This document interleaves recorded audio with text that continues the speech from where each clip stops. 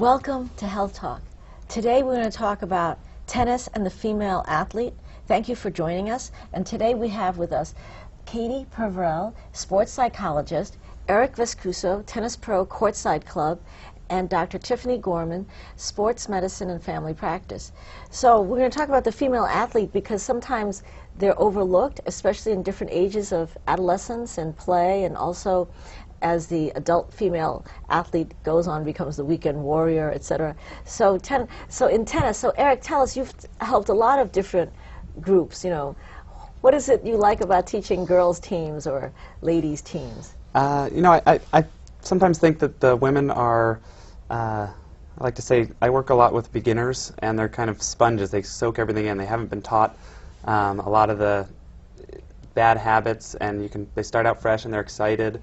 They tend to enjoy that team atmosphere, whereas the men a little bit more are, hey, tell me when to show up, I'll get a sandwich and we'll have a beer afterwards and whatever, whereas the women get into it, and there's a lot of camaraderie and good sportsmanship, and it's just fun. For a lot of them, they didn't play high school sports, they didn't grow up playing sports, so it's fun to watch them progress. And the mental game comes into it now and then, but for the beginners, it's more about having fun and just getting them out there. So as a sports psychologist, I'm sure you see many people who start a sport or are really interested in a sport, different ages of engagement. Now, what is it that you look for motivation or for a good outcome, a good sports journey? Right. Well, I think the journey part of it is important, is to recognize that it is a journey, and as each athlete or beginner begins in their journey, if they think only about the winning or losing aspect of it, then they sort of lose the process of the joy in the learning and the joy in the sport itself. So, and I'm sure in family practice you see adolescent girls come in. Sometimes they're dejected because they lost, they didn't get into the sectionals or whatever. So what do you say? Because you have to manage these young women from birth to forever. Well, we try and look at it and get them to look at life's perspective, that it's not just that one game, and if they're at that level where they're really that dejected, they might be looking to go on to play in college, and we point out that there's always going to be another game, another tournament, always something else to look forward to. And also you see them with injuries, which make them kind of sad and dejected also, when you have to work through them with this injury and the time. Like, what are the common injuries you see in, like, teenage girls for tennis? I would say, for women in general, we'll see pretty much the same injuries. There'll be overuse injuries is what we typically are seeing, and it will involve the upper extremity, the shoulder, the elbow. So you can have rotator cuff tendonitis, the classic tennis elbow. It's a sport for life. They like to be out there and be social, and therefore they're doing the same stressors over and over to those joints, and they don't really get a chance to rest them. Now, sometimes you coach the women's tennis teams and you have different level leagues and all that, and then they kind of really get into it, especially for match play and all that. So what do you tell them?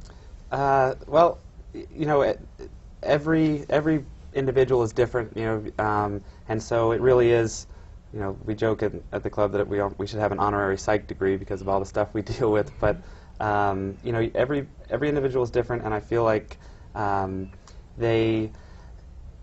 you just have to feed into and understand their personality. I mean, some of them you can go out and you can be honest with them and say, hey, look, this is what you're doing wrong. There's not many that are like that. I mean, I tend to to stay positive, not focus on them. Just try to make it as though, look, you lost that first set, you got nothing to lose now. I mean, you were playing your game, it didn't work. Let's adjust and see what happens. And I think that, I think I've heard Gordon say this a million times. I've lost 1 million matches, and I'm a pretty good tennis player, and I'm going to lose 1 million more. And so if they're so focused on results, they're not going to get anywhere. So we're going to learn from our mistakes, and practice makes perfect. I mean, the more you play, the more you won't be comfortable unless you continue to take chances and go out there and play. Now, when you teach the 16-year-olds or the 15-year-old girls who go to the NorCal tournaments versus the ladies in the 2.5 and the 3.0? What's the difference in motivation? And Katie, I'm going to ask you too.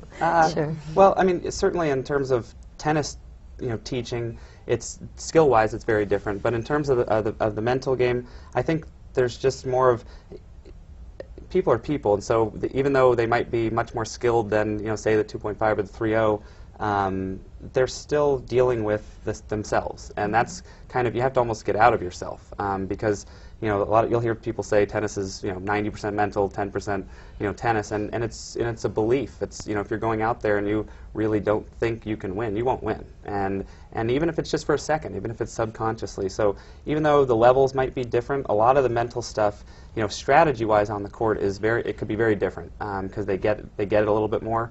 But you mean the 17-year-olds? The 16, 17-year-olds that have been playing for a while, they understand the game more, but there's still, it's still have to be focused. Yeah, there's still a confidence factor, and there's still, I think, keeping things light and just making it so that the results aren't the number one thing. It's about life experience and playing the game you love for as long as you want to.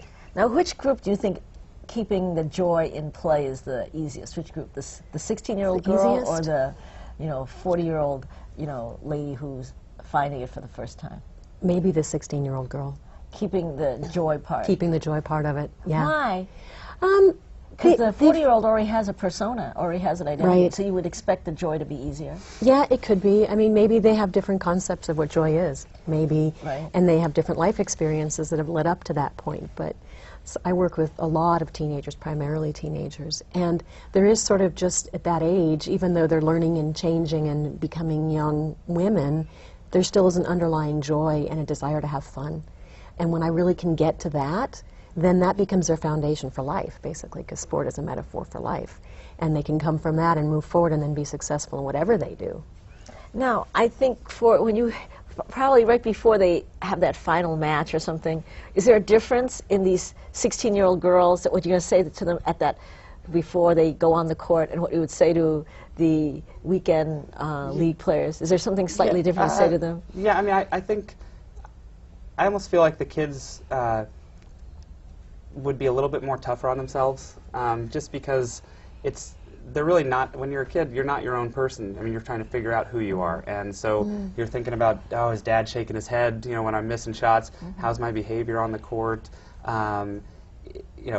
What am I doing at school? They're not as balanced, and so I think you have to be a little, and women tend to be more sensitive than men in general, and I think I'm pretty sensitive, but I think that so you have to, you walk a fine line. I mean, you have to say the right things. You certainly don't want to put somebody in a position where they're not going to go out and feel like they want to give their best or they want to compete.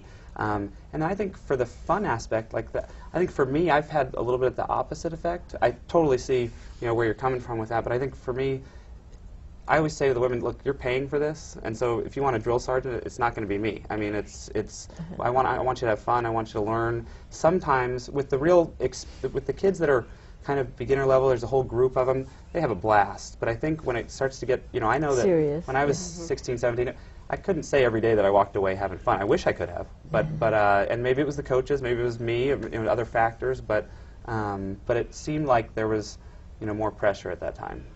Well, because by the time you're a competitive junior, the competitive junior has been playing a long time already. It's an individual sport. It's Right. It's nice with the adults that we've taken it in college tennis into more of a team atmosphere, but you're pretty lonely out there.